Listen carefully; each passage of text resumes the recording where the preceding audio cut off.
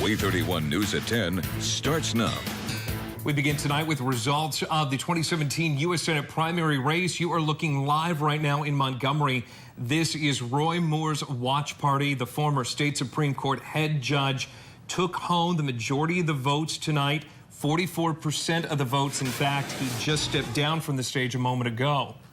And a live look in Birmingham right now at Senator Luther Strange's watch party. He currently holds the seat after being appointed by former Governor Robert Bentley. Strange finished the night with 32% of the vote.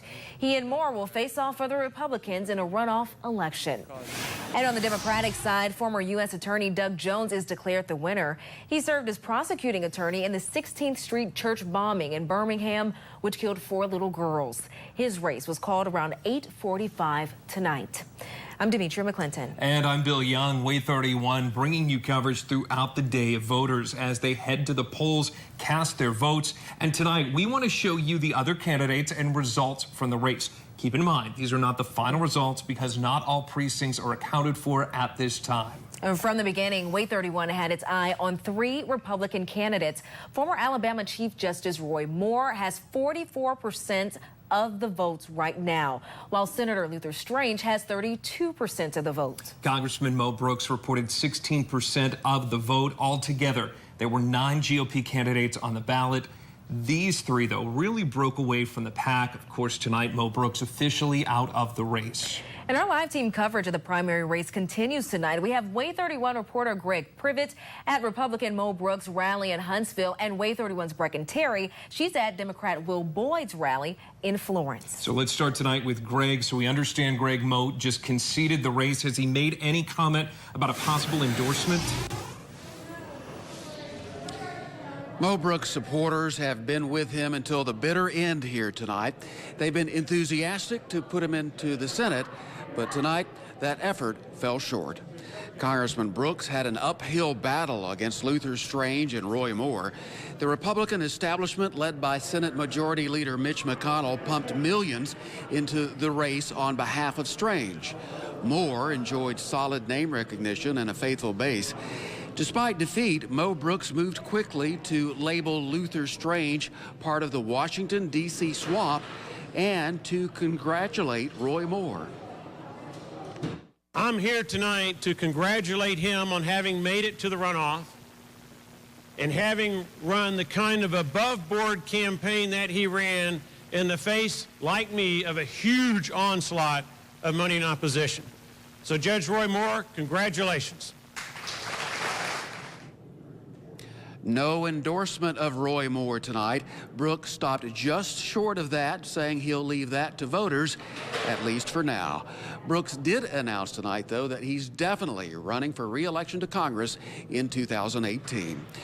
Reporting live in Huntsville, Greg Privet, WAAY 31 News. All right, Greg, thanks. As we mentioned earlier in the newscast, former U.S. Attorney Doug Jones won the Democratic primary vote. Here are the results for Jones. Right now, he has 61% of the vote. The other 2 candidates who led the pack, Michael Hansen reported 6%, Will Boyd also at 6%. Altogether, there were 7 Democrats who ran for the U.S. Senate seat. And our team coverage continues tonight with WAAY 31's Brecken Terry. She is in Florence, where Will Boyd, the only candidate from North Alabama running on the Democratic ticket, held his watch party. Brecken. Tonight, Will Boyd held his watch party here at the Lauderdale County Courthouse. This is the same place where those ballots were all counted. Boyd won Colbert and Lauderdale counties and told me even though he lost the big race, it's still very encouraging to win at home. Now, it was a close race between Doug Jones and Robert Kennedy Jr. with the Scholz's Will Boyd coming in right behind them. He told WAAY 31 despite defeat, he plans to keep running for office.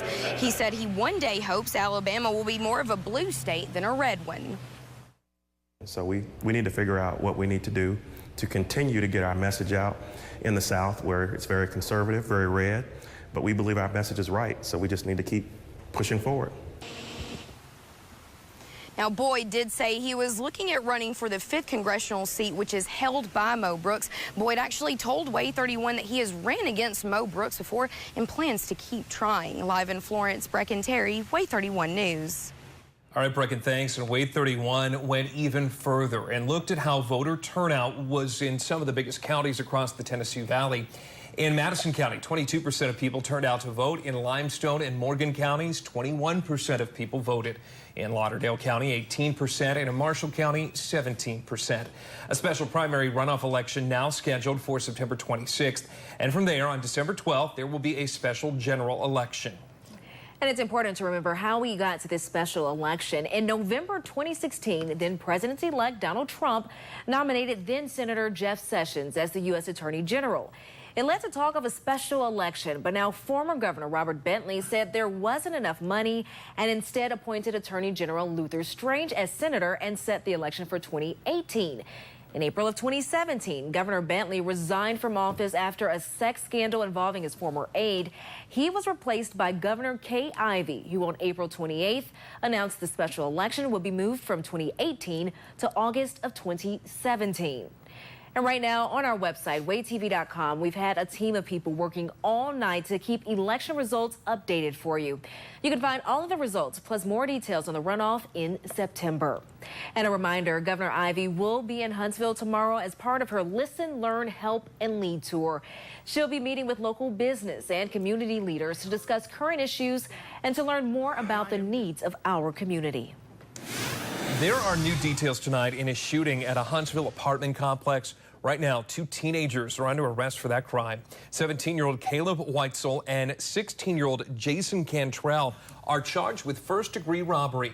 Police say the two shot another teen Friday at the Brittany Point Apartments on Bailey Cove Road. Police told WAAY 31 the victim in the case will recover. A construction worker murdered behind a local grocery store. He has been ID'd tonight, and police arrested his suspected killers. Madison police arrested 17-year-old Aaron Jones and 18-year-old Jacoby Carter for the murder of 61-year-old Van Johnson. His body found this morning behind the Publix on County Line Road. Johnson is from Georgia. He was in town for a construction project at the store. Police said the 2 teens are runaways from the 3 Springs School. That's a juvenile detention center in Madison. Tonight, WAAY 31 continues to push police to find out why a public alert was never sent out after their escape. A man accused of a murder in Jackson County bonded out. Hank Blizzard left jail Monday after he posted a $100,000 bond. He's accused of killing a man in High Top last month. Blizzard's attorney said his client's initial bond was too high. Court records show Blizzard's case will go before a grand jury in September.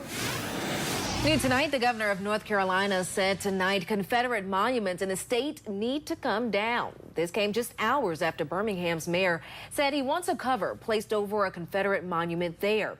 He said he wants it known racist sentiments are not welcome in Birmingham. And while we cannot hide the past, it's about spreading the story of slavery, not just the part fought over in the Civil War. It needs to tell the whole history. It needs to tell the history of how slavery belittled people, how slavery killed people, how slavery dehumanized individuals. And that's what we're going to look at. How do we tell the full story? In May, Governor Kay Ivey signed the Alabama Memorial Preservation Act of 2017. It prohibits the removal, renaming, or alteration of any monuments, memorial buildings, or streets located on public property for 40 years or longer. This includes Confederate monuments all around the state. Following the attack in Charlottesville, Heather Heyer's father spoke to the media today. He said his daughter was a strong, opinionated woman who cared passionately about the cause for which she was protesting when she died. He also had an unexpected message for her accused killer, James Field. You know, I forgive him. Flat out. I forgive him. The thing is, he's going to have to live with the consequences, and he's going to have to live knowing that he took somebody's life for the rest of his life. Fields is charged with second-degree murder and is due in court again next week. So far, no bond is set. 2 more people quit President Trump's Manufacturing Job Council. The head of the AFL-CIO, the nation's largest group of unions, and the former deputy of the group also resigned. The president of the Alliance for American Manufacturing resigned earlier in the day, and CEOs of Under Armour, Intel, and Merck each resigned since the president's initial comments on Charlottesville. President Trump said the departures were because of their companies making products overseas. Looks like North Korea's Kim Jong-un put the decision to fire missiles toward Guam on the back burner. But the threat is not over. Both the United States and South Korean militaries are set to conduct training exercises next week. That it would be a horrible thing were war to be conducted here in the peninsula. And that's why we're so focused on coming up with a peaceful way ahead to denuclearize the peninsula. Nobody's looking for war. The lieutenant governor of Guam said they are glad the back and forth between South Korea and the United States rather calmed down, and they feel that at least for now, the crisis is averted. Well, just in time for morning rush hour, a delay of a busy local road. The planned detour and a timeline of when this traffic headache will come to an end. All right, and we've already seen a little bit of rain throughout the area today. Some areas got up to about an inch of rainfall. But after the break, I'm going to walk you through your Wednesday and let you know when you can expect that next round of rain. You're watching WAAY 31 News.